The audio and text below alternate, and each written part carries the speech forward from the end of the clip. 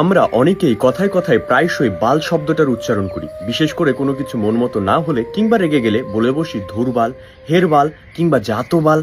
কিন্তু আপনি জানলে অবাক হবেন যে আমরা বাঙালিরা যে বাল শব্দটার উচ্চারণ করি তার মানে কিন্তু আসলে চুল নয়, যা হিন্দি শব্দ থেকে এসেছে, বরং বাল শব্দটা এসেছে ইতিহাস থেকে মুছে যাওয়া একটি দেবতা থেকে।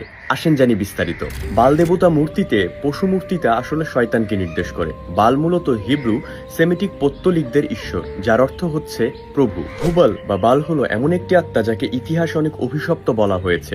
প্রাচীনকালে এই শব্দটি স্বামী অর্থে ব্যবহৃত হতো, তবে বৈশিষ্ট্যগতভাবে লেবাননের ফিনিশিয়ান অঞ্চলের জনগণের সবচেয়ে খারাপ পুরুষ দেবতার নাম ছিল বাল। হুবল এই শয়তানের নামে অনেক নারী ও শিশু বলি হয়েছে, তবে বাল কুরআনে উল্লেখ আছে। সূরা আস-সাফাতের 125 নম্বর আয়াতে আল্লাহ তাআলা বলেছেন, তোমরা কি বালকে ডাকবে এবং পরিত্যাগ করবে সর্বোত্তম সৃষ্টিকর্তা। এমনকি তাওরাত অনুসারে জানা যায় ইবলিশ যে জিন ছিল, হুবল ছিলেন তার সঙ্গী।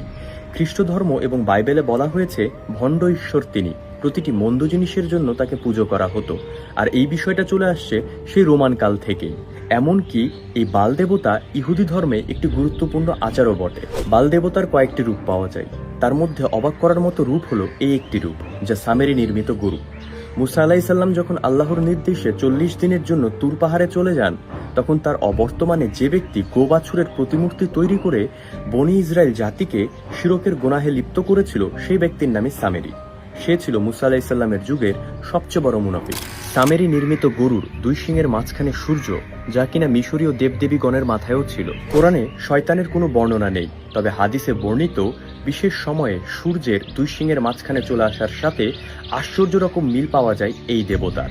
আর বাইবেলের চিত্রগুলোতে লুসিফার মানেই তো দুই শিংওয়ালা একজন, যার ফলে সকল ধর্মীয় গ্রন্থের ভিত্তিতে এটা প্রমাণ হচ্ছে যে হুবাল হচ্ছে শয়তান।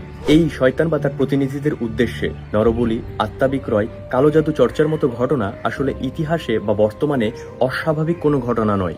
যার ফলে এই ভিডিওটি দেখার আগ পর্যন্ত যারা না জেনে এই বাল শব্দটার উচ্চারণ করতেন, আশা করছি এই ভিডিওটি দেখার পর থেকে এই শব্দটি উচ্চারণ থেকে বিরত থাকবেন।